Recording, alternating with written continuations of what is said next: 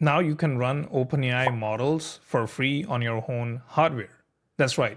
OpenAI just released their GPT-OSS models, and today we'll look at how you can run that by using a tool that I really love called Ollama, and we'll also look at how you can integrate these open models into your own application. Now, as you can see, this was released on August 5, and there are two variants.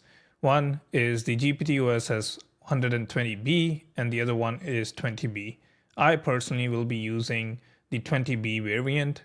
Again, if your hardware supports the 120B one, you can go ahead and download that.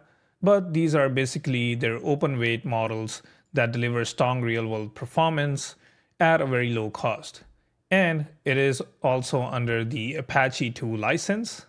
And you can see that OpenAI claims these models outperform similarly sized open models on reasoning tasks and demonstrate strong tool use capabilities and are optimized for efficient deployment on the consumer hardware. Now you can see that the GPT-OSS 120B model achieves near parity with OpenAI O4 Mini on the core reasoning benchmarks, and it was running on an 80 GB GPU. I don't have that, hence I'll be going with the 20B variant. But I'll make sure to link this article down below so that you can read into the more finer details of these models. There are also some graphs for the benchmarks that they have ran on these open models.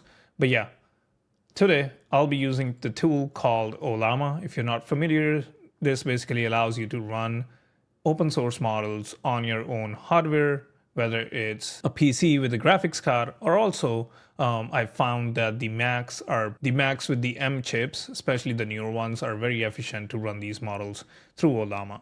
So now, if you don't have this installed, I have a dedicated video on how to do this on Windows, but you can download Ollama. And now what we want to do is go to the models, and I'll be going with the GPT-OSS 20B. Now I can pull this model, so in order to do that, I'll go into my terminal and type in Ollama pull GPT-OSS 20B. Now this model is 13 gigs in size, as you can see, so I'll probably make a cut here and let this model download. And as you can see, the model has been pulled successfully.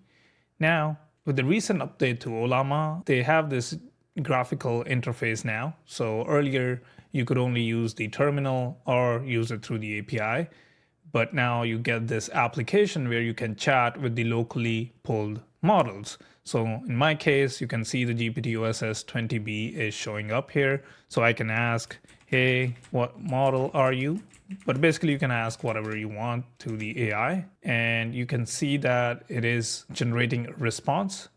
Now I can also pull up my task manager to see how the resources are being used currently, and here we go. You can kind of see that it's taking some time to generate the response from that model. We saw some spikes in the GPU, and we're also seeing some spikes in CPU as well. And as you can see, there's also the thinking.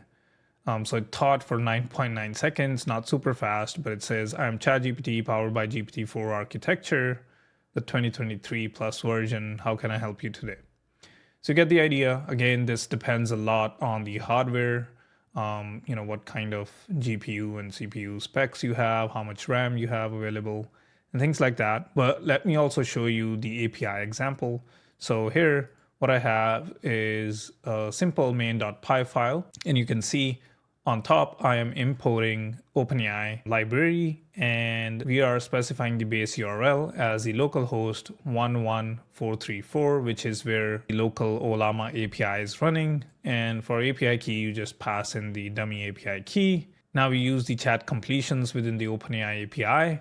We are using the OpenAI client here that we just created, and we specify the model to be GPT-OSS 20B. Now I have given it a system prompt saying that you're a helpful assistant, and then the other role is the user, and we are asking it explain what a black hole is.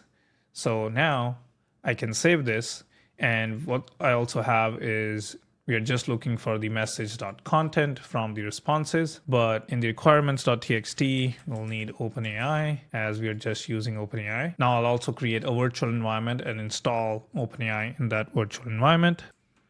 So the virtual environment has been created, and now we can activate the virtual environment by using the activate.ps1 script, and we'll do pip install requirements.txt, or you could also do pip install OpenAI because there's only one package. Now that it has installed, let's try running python main.py. Now, if I look at my task manager, you can see it is being utilized. So this is the CPU here, and then the GPU as well. So we'll see what we get as the response. Okay, so it generated a response. It took quite some time, but let's look at the response. As you can see, it's a big one.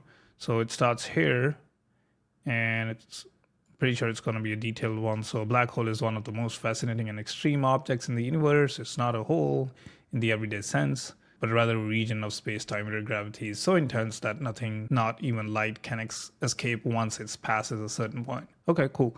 And then the response is in Markdown, so you can see the core idea, key components, and it has a table in Markdown, so singularity, event horizon, apparent size, and angular size. Why can't light escape? So it's tried to explain that. And then black holes that we can observe. So there are a few here, and then common myths as well. How to picture a black hole, why do we care, and then the bottom line. So pretty good. Now I'll include this as the gist, but it's pretty straightforward. Using the OpenAI library in Python, I'm interacting with the GPT-OSS model 20B using Ollama. So pretty straightforward, but you can use this in your own application. Maybe you have already a RAG system that you have built in Python, or maybe you're using another framework like LangChain where you are connecting with the Ollama models. So you can bring the new GPT-OSS model in there and use that. But yeah, I'll include a gist on GitHub and link it down in the description with this code. For this video, I wanted to quickly show you how to use and run the GPT-OSS models locally. But let me know in the comments if you would like to see a cloud-hosted version of this. I know today everything was local on my own computer, but there's a way you can use Ollama to host this on a service like Google Cloud Run. And I hope you found this video helpful, and I'll see you in the next one. Peace.